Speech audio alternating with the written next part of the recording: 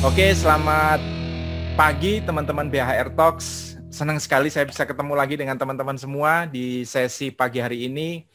Ini adalah sesi 5 dari BHR Talks dan seperti biasa kita selalu undang teman, sahabat yang bisa menjadi inspirasi, para inspirator kehidupan kita. Karena saya percaya setiap orang punya cerita dan setiap orang punya inspirasi dari cerita hidupnya.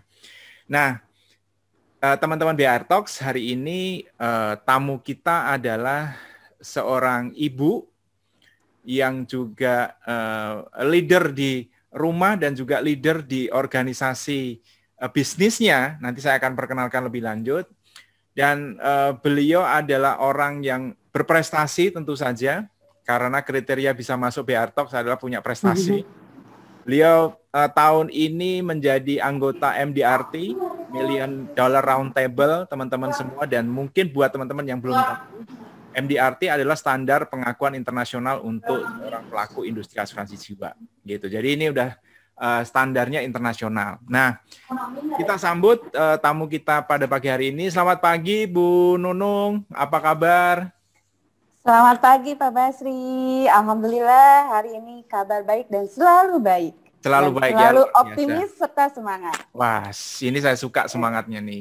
Nah, Bu Nunung ini tahun ini menjadi seorang anggota MDRT. Selamat Ibu Nunung, saya sampaikan. Semoga semangat dan prestasinya menular kepada kita semua. Amin, ya. Amin. Harus. Tapi saya selalu percaya bahwa di balik suatu pencapaian tertinggi itu pasti ada cerita. Iya kan Bu ya? Pasti tidak akan orang serta-merta bisa langsung jadi MDRT tanpa ada cerita, tanpa ada perjuangan. Nah, boleh dong Bu ceritakan kepada kita semua, apa sih yang sudah Ibu lakukan dan sebenarnya Ibu udah berapa lama di industri dan apa yang sebenarnya sudah Ibu lakukan gitu untuk bisa sampai ke posisi sekarang ini? Gitu, Bu. Oke, Pak Basri, terima kasih atas waktu dan kesempatan yang telah diberikan kepada saya. Sebenarnya sih saya belum ada apa-apanya ya dibanding tamu-tamu Bapak. Masih mentah, masih terus harus belajar gitu ya Pak ya. Selamat pagi juga buat teman-teman semua. Mungkin aku akan ceritakan background ke belakang ya Pak ya. Yeah. Kenapa sih aku sampai terjun di bisnis asuransi ini? Apakah tadinya Ibu seorang ahli keuangan atau apa? Keuangan dalam rumah tangga kali ya Pak ya? Oh iya, ya minimal itulah. yang hanya sehari-harinya mengantar anak sekolah dan juga bisnis kecil-kecilan gitu ya. Terus akhirnya saya buka warung. Saya asuransi saya sudah hafal, memang saya sudah kelas dengan insuran. Waktu itu saya hanya buka asuransi pendidikan gitu. Cuma jadi udah pernah jadi nasabah ya Bu ya? Betul. Kalau misalnya untuk tekniknya seperti apa, saya ngeblank banget gitu kan.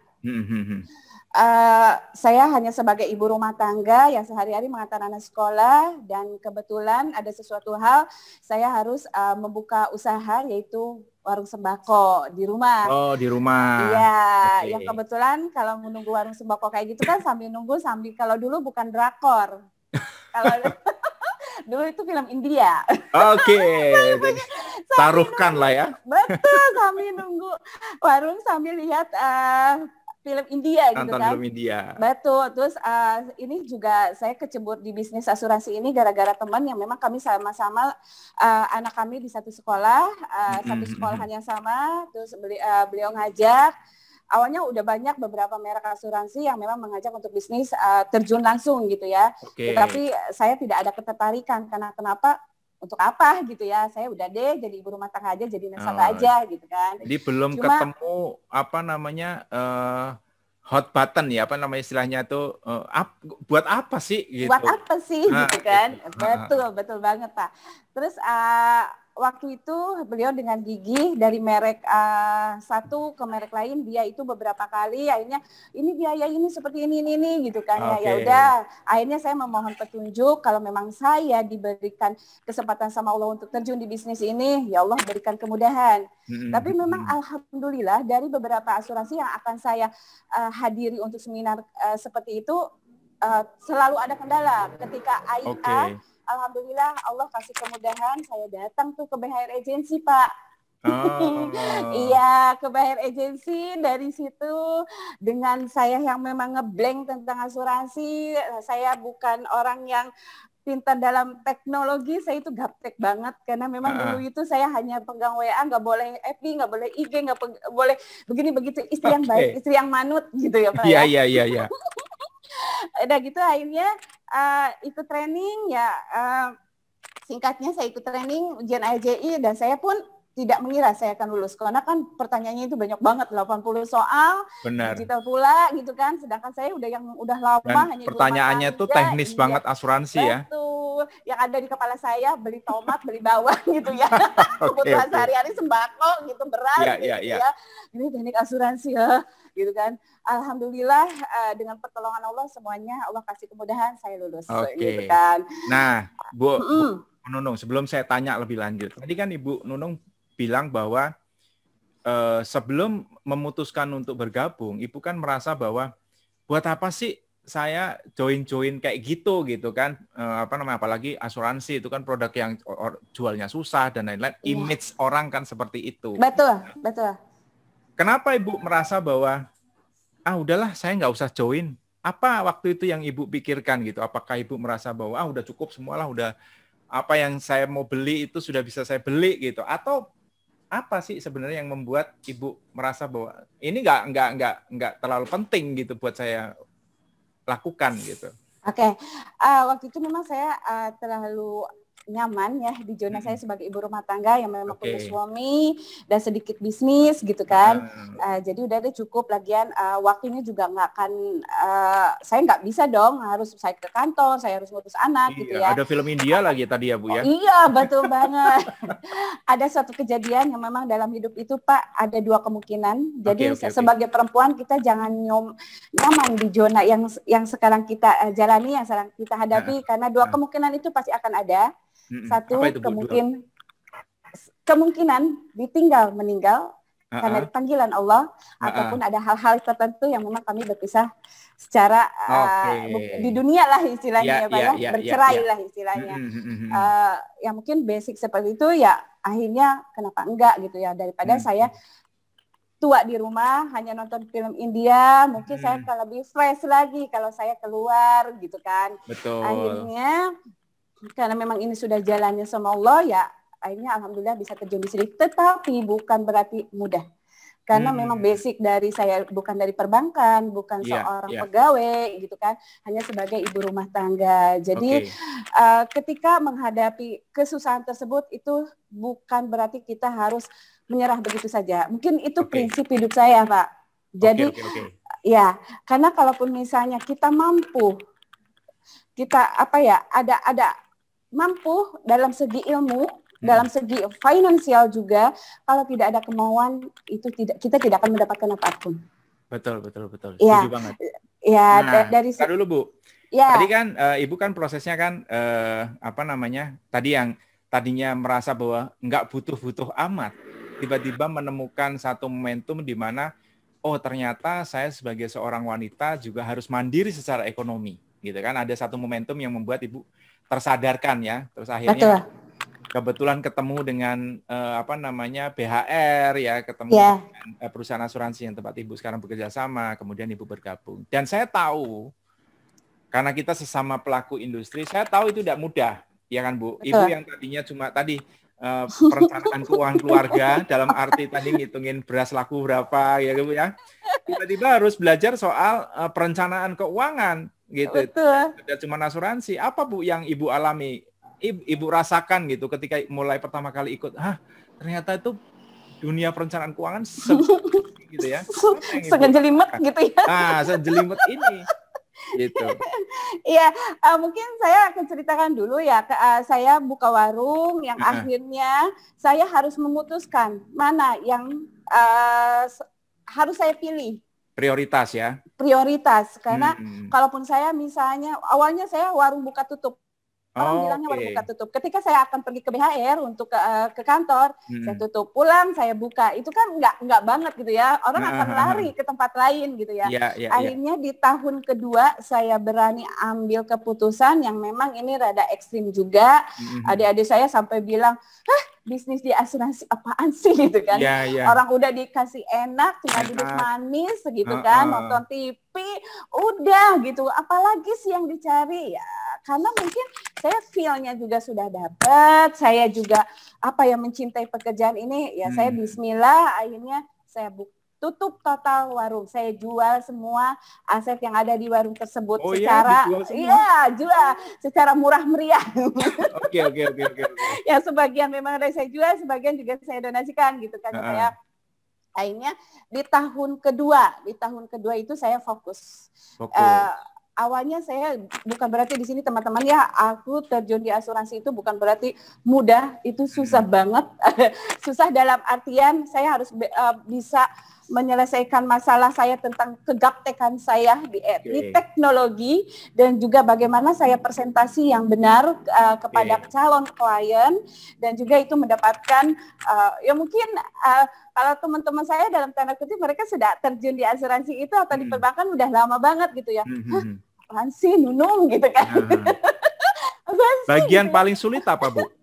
Dari proses belajar itu bagian paling sulit itu apa? Bagian paling sulit itu sebenarnya sih aku teknologi ya. Karena memang aku nggak terlalu paham, karena nggak terlalu banyak aturan dulu. Jadi ketika aku menawarkan produk, yang penting aku produk knowledge-nya aku dapat, karena memang alhamdulillah di BHR itu asalkan kita rajin, asalkan kita mau upgrade diri, yang terpenting mau datang dan belajar, alhamdulillah semuanya dapat gitu kan. Kebetulan aku juga kan dulu aktif di komite, jadi untuk komunikasi dengan ibu-ibu itu sudah biasalah istilahnya gitu ya. Ya walaupun kalau dulu kan berbeda ya, walaupun mungkin sudah biasa komunikasi, tetapi kan berbeda juga. Karena di sini ya asuransi itu bukan hanya kita jualan, bukan. Betul. Tapi kita mengedukasi orang utamanya gitu kan. Betul. Dan saya ingat banget ketika pertama kali Bu Nunung masuk itu handphonenya, karena harus diinstal banyak aplikasi itu sampai nggak muat ya Bu ya. Itu saking ininya ya, saking jadulnya gitu ya, tinggal packnya ya. Dan itu pasti berbeda dengan kondisi sekarang. Nah, betul. Ibu kan di industri berarti sudah berapa lama Bu di industri asuransi? Ini saya gabung Agustus 2017 ya Pak ya. 2017. Berarti ini menuju ke tahun keempat ya Pak ya. Menuju tahun keempat. Iya. Oke. Tentu kan perjalanan 4 tahun itu punya tantangannya sendiri-sendiri. Tahun pertama, tahun kedua, tahun ketiga, ini udah masuk tahun keempat. Which is Ibu sekarang pada tahun keempat sudah, ya kita bilang sudah mencapai prestasi tertingginya gitu ya. Apa sih Bu tantangan di tiap tahap tadi? Tahun pertama, apa tantangannya? Apakah sama tantangannya atau pasti beda-beda lah ya? Pasti beda-beda. Iya. Dalam suatu bidang pekerjaan apapun pasti kita akan menemui tantangan. Itu sudah menjadi mindset saya ya. Mau dia entrepreneur ataupun pekerja ya di perusahaan apapun itu pasti. Tantangan ya bagi saya sih sebenarnya nggak ada ya, mungkin karena saya sudah kebal muka untuk berbicara sama orang gitu. Saya senang aja kan. Ketika saya di kereta pulang dari Ayah Pusat, ya ngomong ngalir ngidul, ujung-ujungnya plek asuransi gitu kan. Ketika kalau dulu waktu saya masih ngewarung, ketika saya langganan di toko beras, saya PDKT, ujung-ujungnya asuransi. Alhamdulillah semuanya jadi klien gitu ya kayak. Tantangan terberat sih ya mungkin dulu orang yang mencibir saya yang dari kata tanda kutip nggak ada apa-apanya, saya harus mematahkan. Saya harus mematahkan dari tidak apa-apanya menjadi apa-apanya. Karena saya selalu berprinsip, lu makan nasi, gue juga makan nasi. Lu bukan makan batu, lu bukan makan besi. Paling banter makan keju gitu ya. Hamburger, pizza kayak gitu kan. Gue juga masih mampu gitu kan. Iya, benar-benar. Tapi saya memang orangnya saya nggak berkuar-kuar bodo amat lah dengan cibiran orang, gue begini begitu gitu kan ya. Yang penting kalau saya orangnya dia akan tunjukkan pada saatnya, gitu kan. Oke. Ya, yang tadi yang saya bilang, kemampuan tanpa ditunjang dengan kemauan itu tidak akan ada apa-apanya. Okay. Jadi intinya mau belajar, mau upgrade diri, jangan puas dengan hasil yang kita hasilkan sekarang. Bukan kita tidak bersyukur terhadap nikmat yang Allah kasih, tetapi kan kita sebagai manusia, oh iya, saya ingin memberikan yang lebih lagi untuk orang-orang yang saya cintai. Oke. Begitu, Pak. Nah, ini Bu, tadi kan Ibu cerita tadi soal naik kereta, ya karena saya tahu lah ya mungkin lingkup marketnya juga mungkin terbatas karena lebih bertahun-tahun tinggal di rumah kan sebagai ibu rumah tangga, iya. Lingkup market terbatas. Terus Ibu mengatasi cara bagaimana saya bisa dapat market baru adalah ya setiap orang diajak ngobrol gitu kan tadi di kereta gitu ya. Betul. Nah mungkin kita juga pengen tahu gitu ya bagaimana proses yang Ibu jalani ketika ketemu orang yang tidak dikenal. Bisnis itu nggak gampang. Nggak semua orang bisa gitu ya. Artinya nggak semua orang menemukan caranya. Tapi Ibu punya satu cara di mana dari sekedar duduk sebelahan di kereta, nah, ya kan ngobrol sampai akhirnya bisa percaya sama Ibu dan mempercayakan proses salah satu perencanaan keuangannya kepada Ibu Nunung. Apa sih Bu yang proses yang Ibu jalani? Karena saya lihat sebagian besar nasabah Ibu adalah orang-orang yang Ibu nggak kenal gitu. Ada yang pengusaha tahu, ada yang, iya kan? Gimana sih Bu gitu? Kalau misalnya utamanya kita senyum ya Pak, smile. Oke, smile ya. Iya, kita ramah sama orang gitu ya. Bahkan kita ketemu di kereta bagaikan ketemu teman lama. Padahal saya baru kenalannya di kereta gitu kan. Tapi kita sebagai tenaga pemasar asuransi ya jangan lalu langsung menohok ke kita menawarkan asuransi bla bla, orang akan ilfil gitu. Dimanapun tempatnya ketika mendengar kata asuransi, yang orang Indonesia kan mindsetnya mungkin semuanya belum terbuka. Tetapi memang banyak yang sudah terbuka, tetapi kan berapa persen gitu ya Pak. Ya intinya saya ngobrol, saya kerja di mana atau apa, mungkin kita punya teknik masing-masing gitu ya. Kebetulan alhamdulillahnya memang saya kebanyakan nasabah itu para ibu-ibu, para laki-laki nggak ada, para ibu-ibu. Ya. Saya lebih nyaman. Saya ngobrol sama mereka. Saya mendengarkan dulu. Intinya saya mendengarkan. Oke. Jadi saya lihat pertama adalah bagaimana membuat kita sendiri nyaman dan orang yang sejak ngobrol nyaman. Itu paling penting ya Bu ya. Betul. Kan? Karena kalau kita nggak nyaman kan ngobrol sama orang juga kita ya orang yang diajak ngobrol pasti juga berasa kan nggak nyaman. Betul. Yang kedua tulus ya. Artinya niat kita memang mau mau cerita, mau sharing, mau mengedukasi. Ya endingnya kita bantu dalam proses perencanaan keuangan. Itu kunci kunci prosesnya ya Bu ya. Betul Pak. Terus sejauh ini sudah berapa banyak sih klien Ibu selama perjalanan 3 tahun, hampir 4 tahun ya, ini masuk tahun keempat. Berapa banyak Bu? Tahun. Kurang lebih berapa ya, saya kadang tidak menghitung ya. Gini, intinya saya nasabah saya itu misalnya saya konversi kemana gitu banyak gitu ya, maksudnya berbeda keluarga. Betul. Tapi saya hanya menggarap beberapa keluarga saja, semuanya sudah masuk ke dalam lingkup saya. Oke, gitu. Jadi intinya digarap, semua ngikut gitu ya? Iya, jadi utamanya kita sebagai tenaga pemasar sih servicing ya Pak ya? Iya. Iya. Tapi jadi, kalau boleh tahu, ada sampai misalnya 50 lebih? Sekitar 60-an. 60-an ya? 60 lebih, ya. Sepanjang 4 tahun, 3 tahun ya? 3 tahun, iya. 60 lebih Pak, sekitar 80. 80 ya? Iya. Artinya sebenarnya apa yang Ibu capai dengan hari ini menjadi seorang MDRT itu bukan kerjaan satu malam ya? Ketemu satu nasabah langsung closing ya? Bukan. Ya? Simsalabim abrakadabra bukan. Nggak ada yang seperti itu ya Bu ya? Jadi ada nggak ada instan. Nggak ada yang instan prosesnya. Air mata. Air mata kebahagiaan. Pasti. Dan itu 80 yang akhirnya percaya sama Ibu. Artinya bisa closing penjualan sama Ibu. Pasti yang nggak closing yang sudah Ibu ceritain pasti udah jauh lebih banyak dari itu. Betul ya Bu ya? Betul banget. Nah, pertanyaan saya, ini kan saya mungkin bisa sedikit tahu lah ya tentang Ibu Nunung, sedikit tahu profilnya karena kita berinteraksi juga lama gitu ya sampai dengan hari ini. kenapa Bu Nunung, ya kan tadi yang bisa closing 80, yang diceritain mungkin barangkali udah 250 atau 300, pasti. Saya tahu setiap kita kan pantau aktiviti masing-masing tim kan. Kenapa Ibu merasa bahwa udahlah aku kerjain terus lah, walaupun ini udah 300 aku ceritain, tapi yang respon baru cuma mungkin seperempatnya gitu. Kenapa Ibu tetap yakin gitu bahwa ya sudah, ini adalah tempat terbaik, di sini aku bisa berbisnis, aku bisa bantu orang, aku akan tetap stay di sini. Di luar banyak orang-orang yang baru nyoba 1-2 bulan memutuskan untuk, udahlah, kayaknya aku nggak bisa gitu. Kenapa Bu? Kenapa Ibu memutuskan untuk, walaupun sudah banyak yang dikontak, yang respon 25% tadi, tetap stay? Karena cinta. Waduh, mantap nih jawabannya. Iya, cinta itu bukan berarti ke pasangan saja, ke anak-anak saja. Ketika kita mencintai pekerjaan, apapun halangannya, apapun rintangannya bisa kita taklukkan. Iya.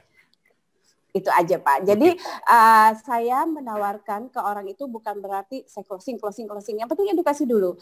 Karena beberapa nasabah saya yang baru 1 tahun yang lalu saya edukasi, saya presentasi, baru tahun ini saya bisa memetik hasilnya. Jadi yang penting saya tebar aja. Juga ya?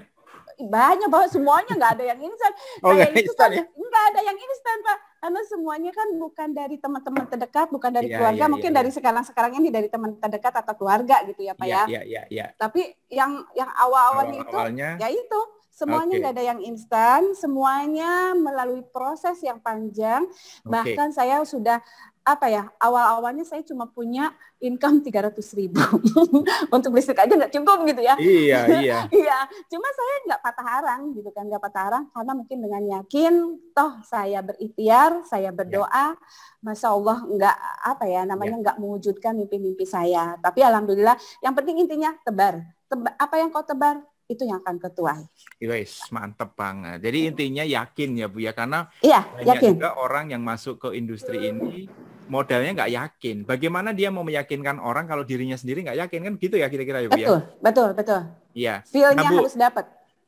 Saya tahu di antara 80-an tadi nasabah yang sudah Ibu bantu gitu ya. Bahkan yang sudah banyak yang testimoni karena dibantu klaim dan lain-lain. Ada beberapa nasabah yang posisi itu secara sosial ekonomi itu jauh di atas Ibu, iya kan? Betul. Bahkan yang tahu saya ada salah satu klien Ibu itu sudah setia banget, padahal dia adalah pemilik satu perusahaan karoseri besar di Kota Bogor. Iya. Nah, bagaimana sih Bu cara Ibu bisa masuk ke dalam lingkaran mereka? Karena saya tahu itu mereka juga keluarganya akhirnya ambil sama Ibu semua kan?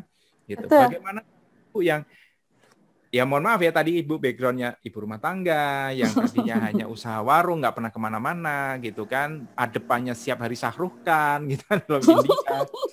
Tiba-tiba harus datang kepada seorang pemilik perusahaan, berkenalan dengan seorang pemilik perusahaan, dan membuat dia percaya gitu. Itu triknya gimana tuh Bu? Iya, tadi itu ya, karena saya itu intinya kepada perusahaan yang saya garap itu di 3 tahun yang lalu itu alhamdulillah semuanya itu untuk asuransi karyawannya itu sampai sekarang masih setia sama IA. Dan akhirnya dengan kehendak Allah juga, karena saya terus apa yang ada misalnya produk baru atau apapun saya tetap blast, mau diterima atau tidak. Saya tidak peduli, saya tidak memperhitungkan diterima apa enggaknya, mau closing apa enggaknya, yang penting saya blast karena itu tugas saya.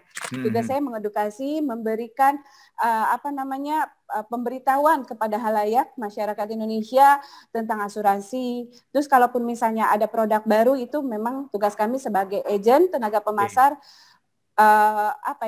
mempromosikan lah istilahnya, mengedukasi mereka.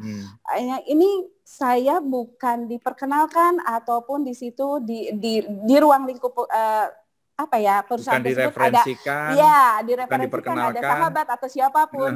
Saya itu orangnya agak nekat kalau sudah itu gimana nekat, tuh ceritanya? tapi pakai ukuran gitu ya Pak ya. Cerita nekatnya gimana tuh? Jadi waktu itu saya lagi kebingungan untuk kemana lagi saya harus menggarap gitu ya. Kepada siapa lagi saya harus prospek gitu. Karena kan semuanya yang tadi di awal itu semuanya itu tanpa referensi, tanpa dari teman dekat gitu ya Pak ya. Saya googling. Googling. Jadi Googling modal Pak. Google. Google perusahaan di Kota Bogor. Tapi gitu aja. Nanti di situ semuanya keluar. Cuma ya itu feeling ya.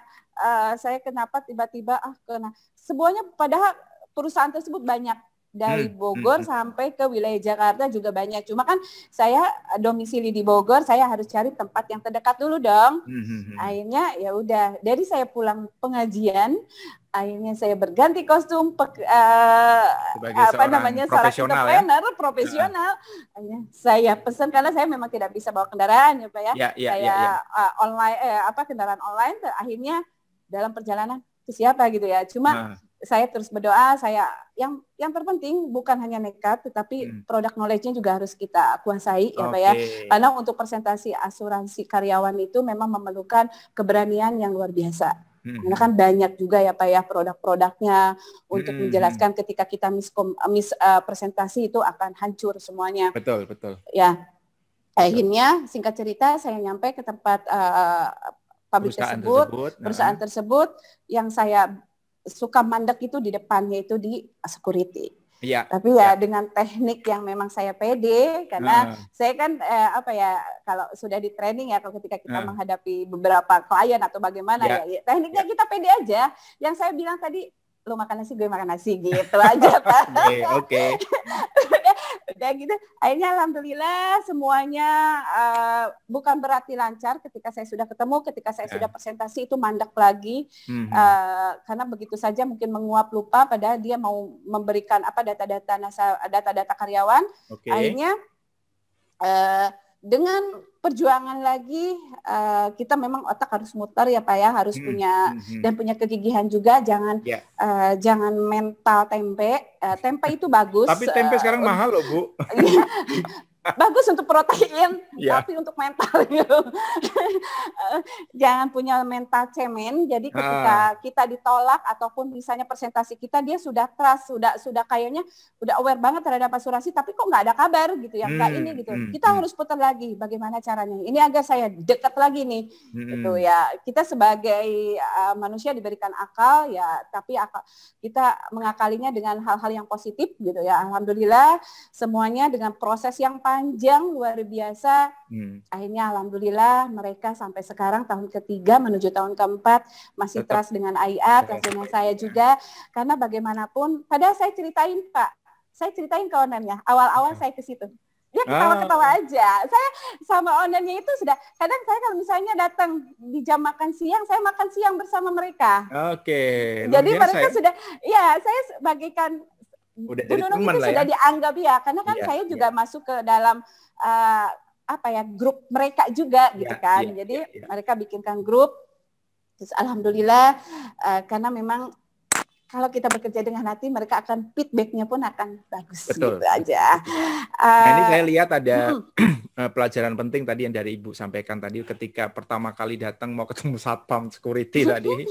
Karena kan Ibu kan browsing ya, pasti nggak kenal dong sama orangnya kan. Iya, nggak kenal. Ke sana. Saya lihat hal yang tadi saya belajar adalah ketika kita datang, ya kita sudah bawa bekal. Artinya bekal tuh pengetahuan, ilmu, produk knowledge, dan lain-lain. Terus yang paling penting lagi, ya kita datang. Artinya gini, ketika kita sudah ikut training kelas ini, kelas itu, sudah paham semua, tapi ketika kita nggak praktek, transaksi tidak akan terjadi. Betul. Ya, harus seimbang ya, balance ya. Jadi datang ke kelas juga, praktek di lapangannya juga harus jalan, karena kalau enggak tidak bisa. Harus jalan. Iya. Yang kedua tadi bekerja dengan hati itu tulus. Jadi walaupun nggak full time tapi full heart, ya. Full heart. Ya, walaupun nggak tiap hari nongkrong di kantor tapi full heart, mengerjakannya sepenuh hati, gitu ya Bu ya. Betul. Ini menarik nih, menarik. Dan dari situ banyak keajaiban terjadi ya Bu ya. Iya, betul. Beliau ini yang punya perusahaan tersebut itu nggak trust dengan asuransi individu. Mereka udahlah sama-sama Bu Nunung sama-sama saya di asuransi ini, karyawan di asuransi ini juga udah tetap. Jadi keluarganya itu semuanya di asuransi corporate, asuransi karyawan. Iya. tetapi bukan berarti itu mematahkan saya untuk tetap ngeblas asuransi individu. Ya.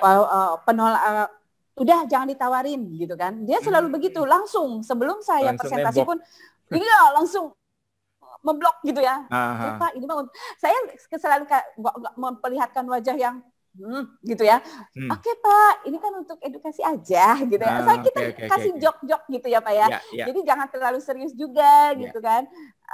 Akhirnya ya dengan mungkin karena sudah ditanam di pikiran beliau, jadi ketika ibunya butuh asuransi individu yang dihubungi ke saya gitu benar, Pak. Benar. Jadi bagi teman-teman sesama ini kita sebagai agent, ketika kita ditolak itu mental kita jangan langsung down, jangan langsung baper gitu ya.